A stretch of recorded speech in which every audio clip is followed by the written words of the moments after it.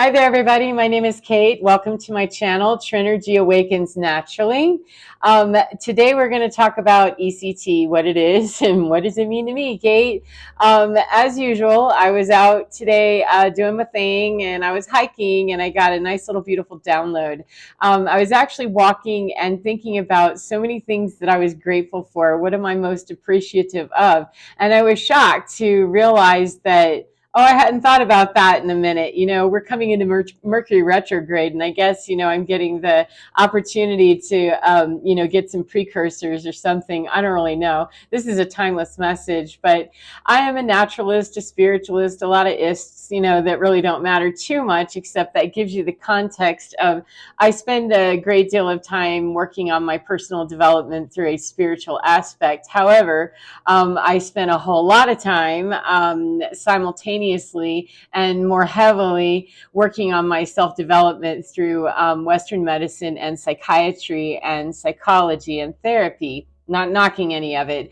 It's just we started off badly with some very bad diagnoses, like inappropriate diagnoses, and then went trotting off for about 17 years into that deep, where that can really change the person's outcome of how they're experienced in their life if they're diagnosed with bipolar and they're actually autistic. However, let's put it back to the context of I was walking today. I'm just being so super grateful about so many things, and I thought, oh my goodness, I haven't thought about ECT in a very long time. And ECT, for those that don't know it, is traditionally, it used to be considered shock therapy or electroshock therapy. It's actually electroconvulsive therapy. And yes, it is the same idea as what was used in One Flew Over the Cuckoo's Nest, that 1975 movie with Jack Nicholson, that really tragically placed that ECT process and treatment modality into a lot of jeopardy for some good reason and for mostly not so great reason. But anyway, it is used for typically for treatment-resistant depression, TRD, irretractable depression. It can be used for mania. It can be used for catatonia. It can be used for aggressive behavior in mania. It can be used for several mental health diagnoses. Now, remember, I'm walking through the woods today. How's this all pertain? And why am I thinking of this, Spirit? Why is this being brought up to me?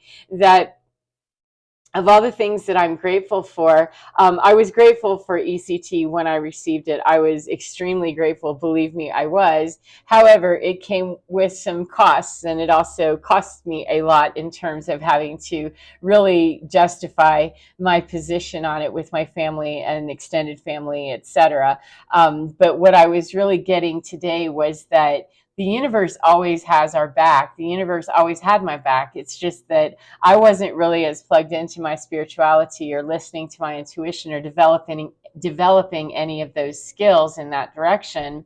However, I had a very strong intuition, and I knew when I needed to do something that I just needed to do it, that I didn't really explain it through a spiritual aspect. I was considered headstrong and, all these words. And now today I'd say, oh, that was definitely my guide screaming, do this, because I was really spiraling in a very bad direction. And so what really came zinging in was that we've always had your back, friend. We've always had your back, and we always do. The universe is always working for our good. We do not always feel the universe working for our good when we're not aware of how we could get more out of the hood and, more into that synchronicity and the flow with divinity. When we're swimming upstream, it's not going to feel quite like, it does when we're just coasting and, riding the wave downstream. It can feel quite bombastic and very chaotic and all kinds of stuff. And that's where I was with my mental health, as I was diagnosed with autism, but simultaneously, for whatever reason, somebody else decided to throw in a bipolar diagnosis, and off we went running because I was extremely depressed. I was extremely depressed. I was also in a very codependent and toxic relationship, a marriage, and part of a very toxic family dynamic overall, across the board. We were all very, codependent, and that in and of itself is toxic. And there were several narcissistic tendencies going on from all sides everywhere. So, and not putting it out there for, mental health to say I'm diagnosing, I'm just witnessing the behavior. of the entire system and family dynamic. It was quite toxic and very codependent. That's what was true. And so I was dealing with depression, being treated with medication that really wasn't the most appropriate drug or the most appropriate treatment, because we weren't really addressing, the need to deal with the neurodivergency and the neurology differently. However, after about 4 years of futzing around, gaining lots of weight, on meds that, just took away all kinds of, my mind in terms of, just being drooling and being out to lunch, sleeping a lot, it's just, I kind of gave up and went, okay, I guess I'm this now. They finally figured out what's wrong with me. And I ended up moving. We moved from one coast to the other with my ex-husband's job. And by the time we got moved in there and settled down, things started to pile in again. And I ended up in a mental health facility, which was not unusual, I'm sorry to say. And yet the universe was really working with me. My guides were absolutely working with me, because I got placed into a hospital that was really very unpleasant. It was unclean and it was gross. However, what I can say is that I don't even know how I came across ECT or how that was presented to me. I don't believe anybody said, hey, you might want to think about this. I believe what I saw of that was that there were patients who were going somewhere at butt crack early morning. And where are these people going? There's only a couple. It's not like there's a mass exodus from the unit. Where are these people going at like 4:30 in the morning? What are you doing with them? I want to know, because I've been in this drill, once or twice in a whole other state. And if this is how you do this here, I'm going to have to rethink my time here, make reservations elsewhere. I mean, it was kind of disturbing. So I think that's how I probably got onto it. And when I asked my psychiatrist about it, he said, oh, those are people getting ECT. And I was like, yeah, you got to talk to me, because I have no idea what that is. And he started talking about it, and I knew instantly, that's what I need. Sign me up for that. And he said, well, it's not quite that simple. You don't just, get on the roll call for tomorrow or anything. We have to talk to your family. And I was like, no, what do you mean? I just know. And there was my guides, where my guides and my intuition screaming to me that this is what you need to do. Now, Earth time, doesn't always work as quickly as, intuition time. And yet I still knew that this is going to go through. It doesn't matter how many days it takes. And it doesn't matter what anybody says. Headstrong, lady, whatever anyone would call me, I knew when I knew stuff. Frequently, I had no idea. I was out to lunch a lot. However, when I knew stuff, and I didn't question it, nor did I budge on it if I really knew a decision for myself that, okay, I need to go through with this. This is what I got to do.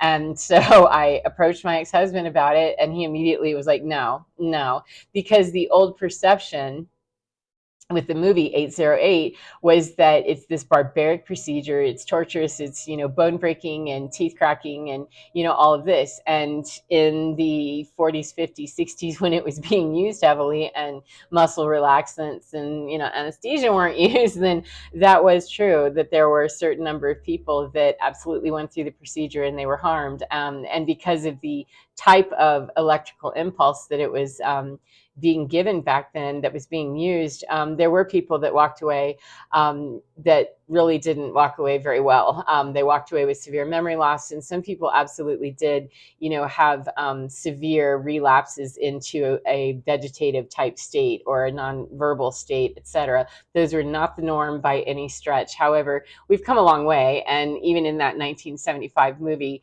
it really wasn't quite as drastic as that back then. However, that was the perception, and I'd seen that movie, so I mean, I'm really dedicated to my spiritualism 909 in saying, yay, props to my team, because I didn't even second guess it. I'm like, yeah, I've seen the movie, but it's a movie, so talk to me about this. And this guy, he did, in this kind of grungy little hospital that, I'm not sure I want to be here. However, I knew you can do this and it will be okay.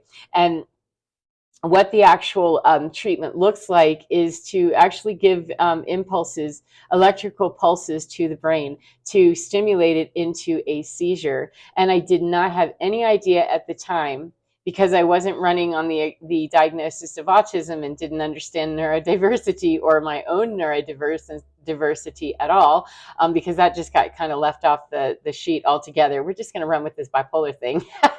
Okay. And mood disorders and personality disorders, all kinds of things got mixed in over the years, like 15, 20 years, So anyway, excuse me, when the brain is given this shock, if you will, it's given these pulses, it's put into a seizure activity that they used to believe that it changed chemicals in the brain, and it does. I mean, it does cause chemical changes. But what they've actually discovered in 2022, there's a meta-analysis that was done that came up with the neuroplasticity and the neurogenesis that's happening with the hippocampus, particularly with ECT, that people are receiving this treatment, this electrical treatment that's kind of resetting the brain a little bit, and it's causing this seizure. And it's not, in fact, destroying the brain. It's helping the brain to repattern and change the neuroplasticity. It's kind of rocking things around a little bit so that the brain has to find new ways to form neural pathways in a very broad contextual understanding. This is not a lesson in neurology or anything, especially not brain neurology, for goodness sakes. So anyway, it's a pretty aggressive in terms of treatment. It is a very aggressive in that it takes 3 times a week, and it takes, mini treatments up to 12, and it's got some can have some long lasting side effects from it, memory loss being one of them, CRS, can't remember shit, which, retrograde memory loss, like I'm not going to remember possibly the last 3 months prior to treatment. I might not remember, a movie that I saw or something like that, but I'm not going to forget my dog or my daughters or, anything weird like that. Then those seemed like really good risks to me, that even though I've seen this movie, even though my family is going berserk and really saying, no, you can't do this, what about this, what about that?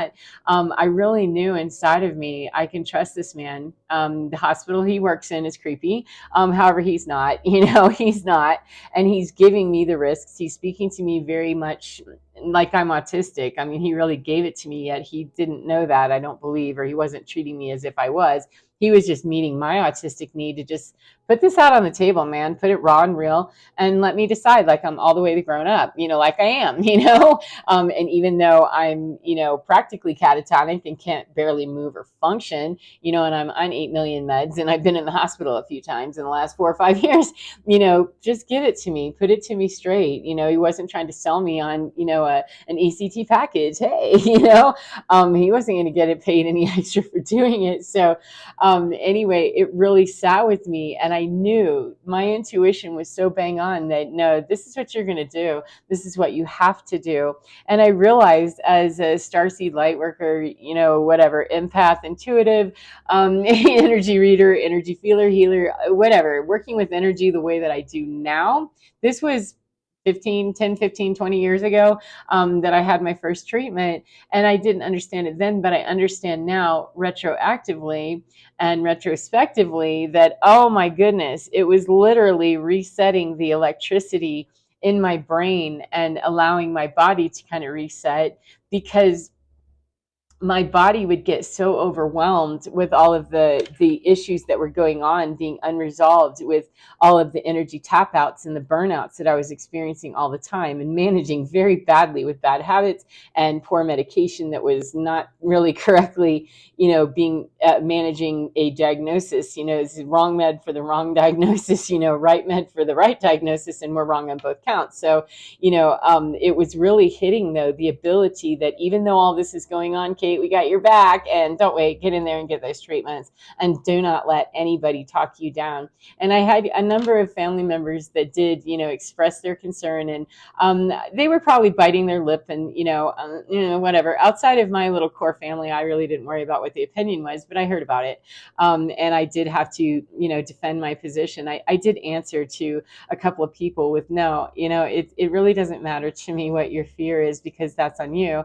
And, how much work worse could it be? You know, when I've just put it down to the raw and real, autistic me, that how much flipping worse could it be? You know, I'm not functional, and I'm not happy, and I'm obese and miserable, and you know, taking all these meds, and I'm not functioning as a very helpful or happy human being on any level. You know, I've got to do something. This is just miserable, and I hate it. And it was so helpful because it changed my life. It gave me that brief window. Didn't last, you know, I'm sorry to say.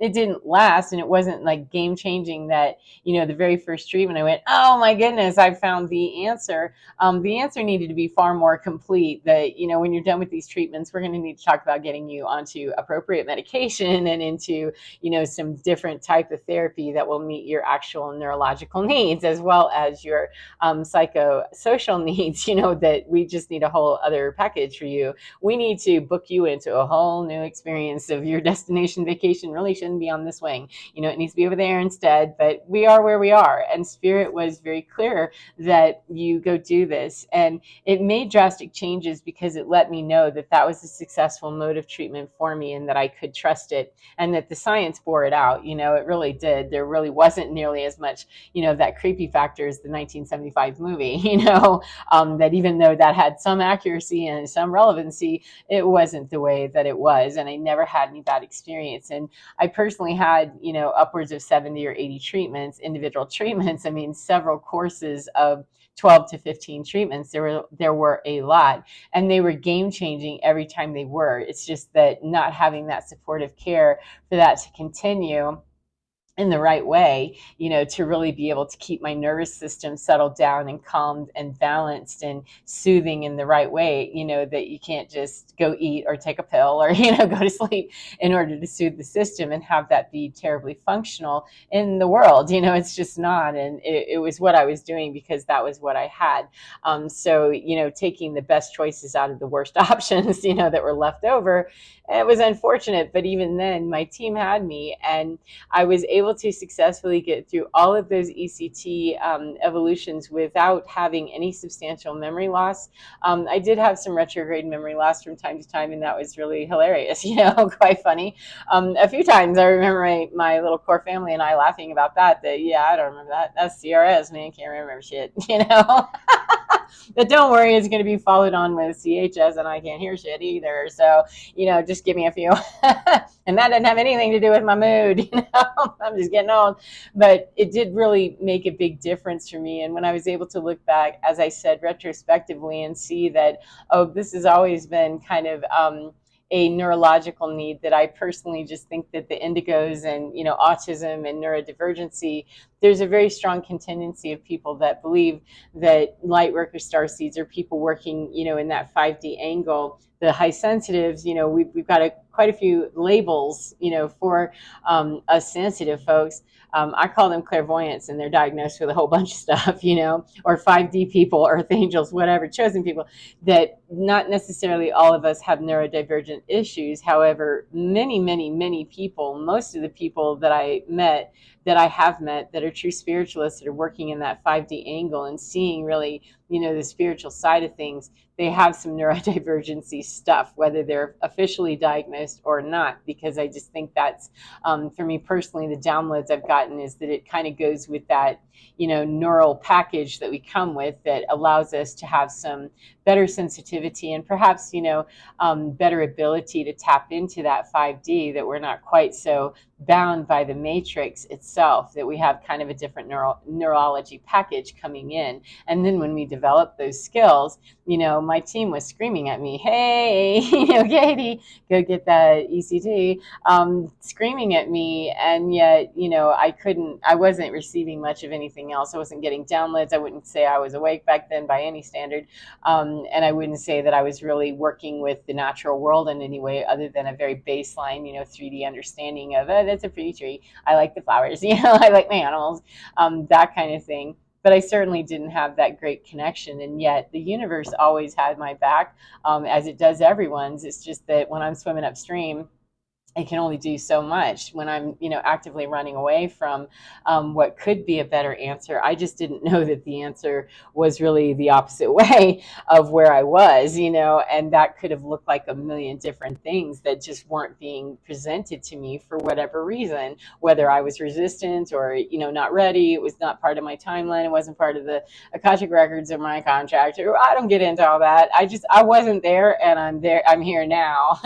And so when I do the retrospective analysis, I can see that, oh, now I see where, some of those things of the universe, it wasn't like I was flailing around and that the universe was not trying to speak to me or that my guides were not speaking to me. It's a matter that I just didn't connect all of that. There was no connectivity about it to understand. And I didn't really have any great mentoring or guidance or understanding back then from a spiritual source about how to reach in and find that. And it's certainly, in my experience, not downplaying anybody else's, in my experience, it wasn't coming through spirituality the right way. My understanding that I was getting and that I was receiving from the few mentors or, self-declared mentors that I had. And it wasn't coming from, Western medicine and psychiatry and therapy either exactly. It was, we need to mesh these together and come up with a way that we can reach her differently and speak to her differently so that I could really integrate the understanding that this therapeutic process over here is really great. It's got some really great banging stuff in it. And this thing over here with the spirit and getting in touch with that and the intuition and all that, that's some banging stuff right there too. However, it can't be an either or. And so I could never quite, balance the books on that how can I wrap this in, because I'm angry and I'm upset and, forgiveness, what, and how do I feel grateful that, and wait, all I have to do is do 10% manifestation and I'll no longer have this severe mental illness. It doesn't make sense. And it didn't, because that 2112, it's not going to make sense. That's not part of universal law or principle, that I didn't have enough connection with my own soul and my own spirit, my own team, to really be able to yield to that I could hear scream that go into this ECT process. So it's really been quite a journey for me to come full circle with seeing how things, how they evolved, why they evolved, and what the different roads were that could have been taken and were not taken, and ones that were taken that were just game changing, points at which my life picked up and I was able to understand with ECT that, wow, this opens up, a whole new understanding that it is possible. It's not hopeless. It didn't last, of course, but it definitely improved. It definitely got better, and me personally, just as a sideline, my ECT had a little ketamine kicker in it because they wanted to induce seizures. They want a seizure to be upwards of 60 seconds, so that we can do that brain reset and, the neuroplasticity jarring thing.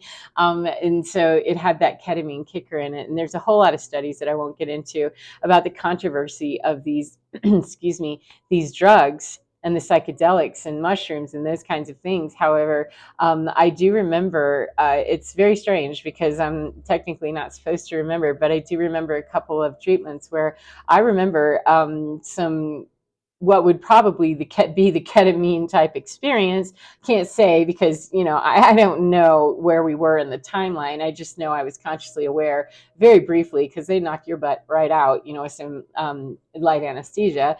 So I was aware, though, of some sort of psychedelic-y type experience where I actually, at the time, I was thinking, wow, I've gone into an alternate universe. And at the time, I didn't have any recollection or any frame of reference for really understanding that that's dimensional stuff there. That's kind of astral. I didn't understand that at all. But now I do, that ketamine stuff, there's something to that.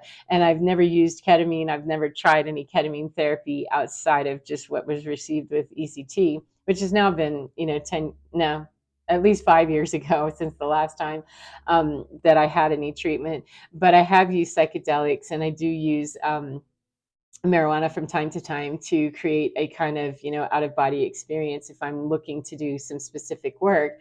But there's something to be said for looking at our neurology differently and our mental health and definitely our intuition, and how that may apply to other people. I have no idea. I'm not suggesting that we start a whole, gangbang on the ECT thing, because it has its, it has its side effects, it has its contraindications, and it's not for everybody. It's certainly not meant to be, an adjunct therapy just on the side or on the fly. I was in a pretty bad, condition with this very, very just malignant depression, constantly just irretractable, it seemed.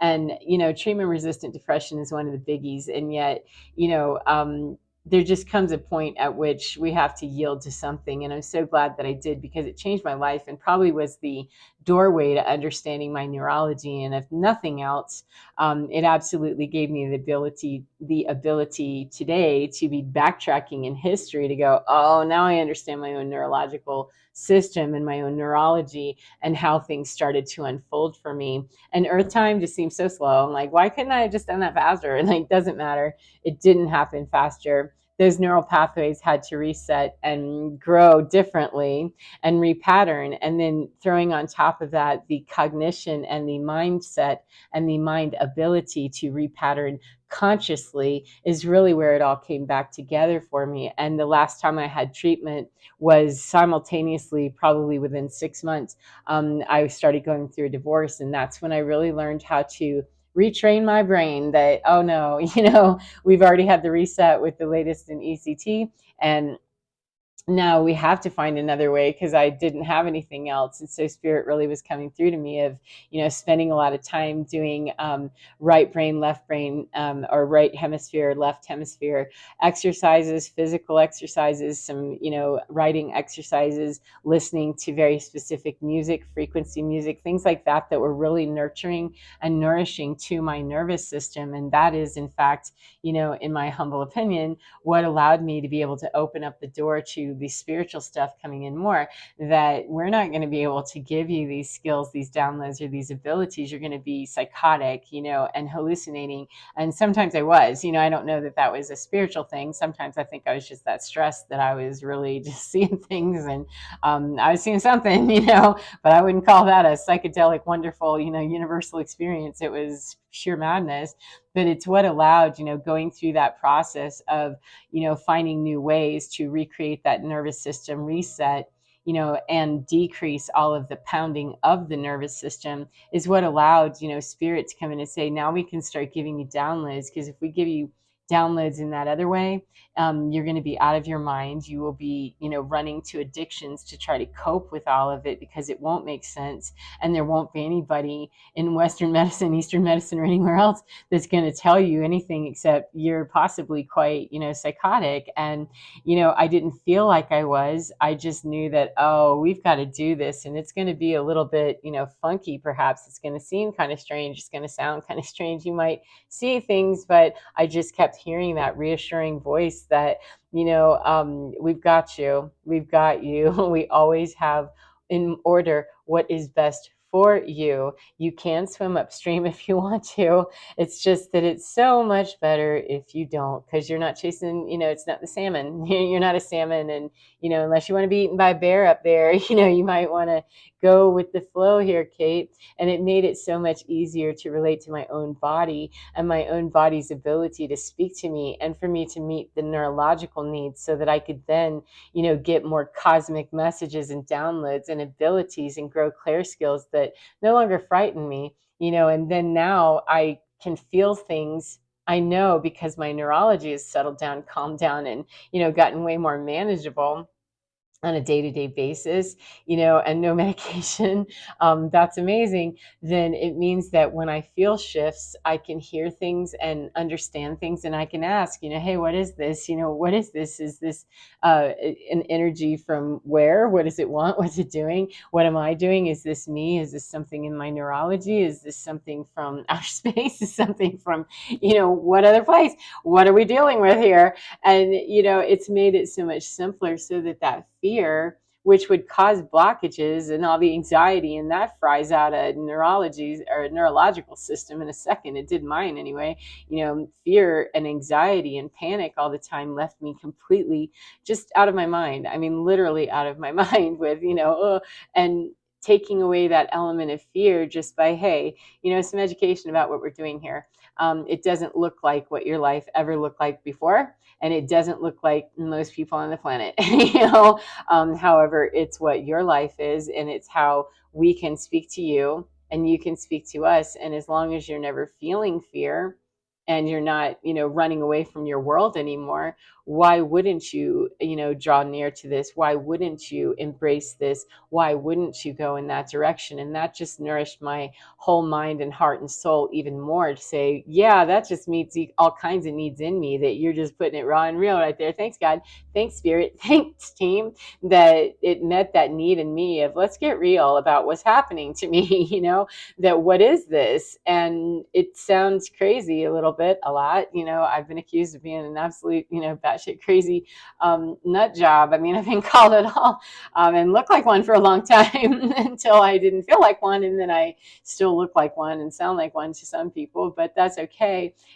That's what opened up the whole way for me to know that I'm more confident. I sleep. I don't take anything for anything. I mean, nothing. My thyroid, my little thyroid, and that's it. That's all I have to worry about. And occasionally manage some body twitches and some seizure activity that come with a lot of alignments, and going into 5D. Ascension can be a little bit harsh on the body. It can be a little bit much, on the nervous system, because it's all having to do with frequency and moving our vibration up. And when I finally could understand that through that mental health aspect, and understand it through the autistic aspect, and then marry that all together with, I'm still a human being, no matter how spiritual I may be, and no matter how ascended I may become, or that I am now, or where I'm going, or where I've been, any of it, I'm still a human being, and transitioning into a light body, I'm still a human being, no matter what the light body ultimately looks like.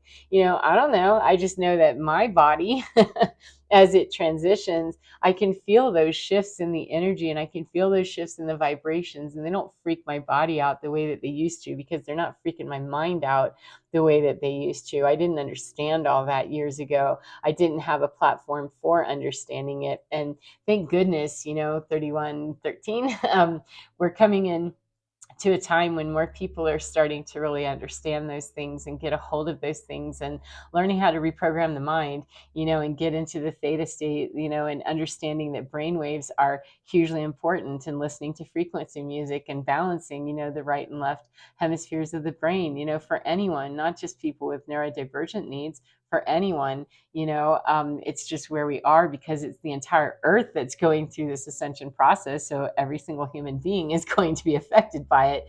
And it just so happens, my personal thought is that it's especially those with some, high sensitive needs, and, the hothouse flowers, as we sometimes can be, looked upon as, yeah, they're so sensitive. Yeah, we are. And, we might be the ones that perhaps, can give a little bit of thought here and there about some different ways of viewing healing, and how it can happen that we can get through the feeling part of it without having to backtrack and, try to slog through years and years and years of abuse, etc. There might be a more streamlined approach that we can, put those therapies together. And for me, ECT was a great place for me to start. So that's about enough of that. I hope that there's been something that you could glean from this. And I hope that whatever part of the day you're in, that you get within your skin and know that your divine is absolutely fine. And I'm not promoting, as I said, I'm not promoting anybody to go towards any particular therapy. I'm just saying that if you are, in fact,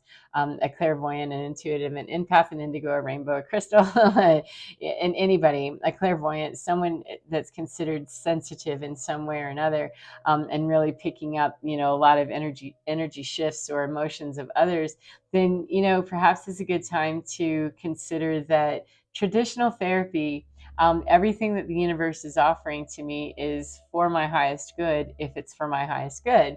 Just because I'm offered, a glass of water doesn't mean that it's necessarily the best for me to take it. It could be, filled with arsenic for all I know. It might be best to really check in with my spirit guides and what have you. And that helps me get to that place of, the universe is always working for my good. Is it for my good if I actually drink a glass of water with arsenic in it? May have been better for me to have been listening to my intuition to say, yeah, don't do that.